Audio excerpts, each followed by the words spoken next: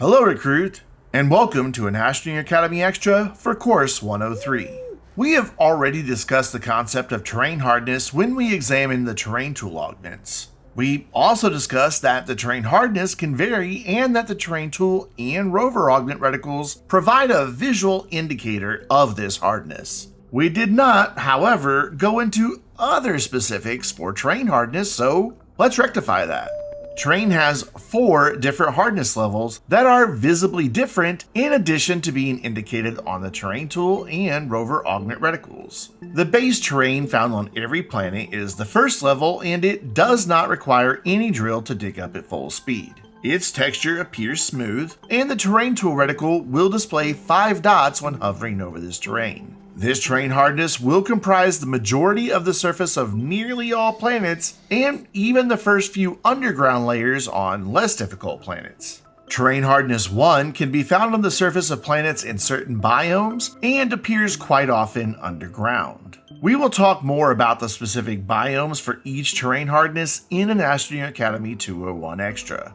This terrain can be dug up without the use of a drill, but the digging speed will be reduced. You will hear a difference in the sound of your terrain tool, and you may see occasional sparks when attempting to dig this terrain without a drill. In order to dig at full speed, you must use a Drill Mod 1. Drill Strength 1 for rovers can dig through this and the previous base level hardness at full speed. We will discuss drills and other augments for rovers in an Astroneer Academy 106 Extra. Visually, Terrain Hardness 1 has wavy lines throughout that appear as a slightly darker color than the main color. This terrain will display 13 dots in the terrain tool reticle. Terrain Hardness 2 cannot be dug with the terrain tool without the use of at least a Drill Mod 1, though a Drill Mod 2 is required to dig at full speed. For rovers, Drill Strength 2 is required to drill at full speed. A rover equipped with a Drill Strength 1 can still dig this terrain, but it will do so slower while also sounding rather unpleasant. Terrain Hardness 2 has larger, more dense lines than Terrain Hardness 1, and it will display 28 dots in the terrain tool reticle. You will encounter this terrain hardness deeper underground than most planets, along with the caves of several planets. You may even encounter it on the surface of Aatrox. Finally, Terrain Hardness 3 is the hardest of all terrain types. It is usually only found underground on more difficult planets and typically not until you reach the mantle layer. Aatrox remains the exception to this, with the hardest of terrains beginning as you start digging underground. The terrain tool reticle will display 37 dots when hovering over this terrain hardness, and it has many lines that are typically significantly darker than the surrounding terrain color. There is one exception to the visual appearance of Terrain Hardness 3, and that is found in the dark terrain that automatically appears underneath the shelter, which will appear as a smooth, dark gray surface lacking any lines. You can dig up this terrain with a Drill Mod 2 or Drill Strength 2, though at a reduced speed.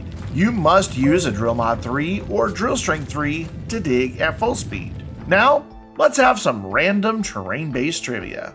There are more than 100 different terrain colors that can be collected in the Terrain Analyzer. 107 to be precise, and you can view each and every one by heading to the official Astroneer Wiki linked in the description of each Astroneer Academy course. If 107 is not enough for you, Creative Mode simulations offer even more colors. We will discuss Creative Mode in depth in Astroneer Academy 304. Many Astroneers use these colors in incredibly artistic ways to build unique structures, sculptures, and more. They have also learned how to manipulate the terrain with incredible precision, leading to some truly impressive creations. We will be showcasing some of these creations and speaking with 1 or 2 true flat subject matter experts in an Astroneer Academy 304 Extra.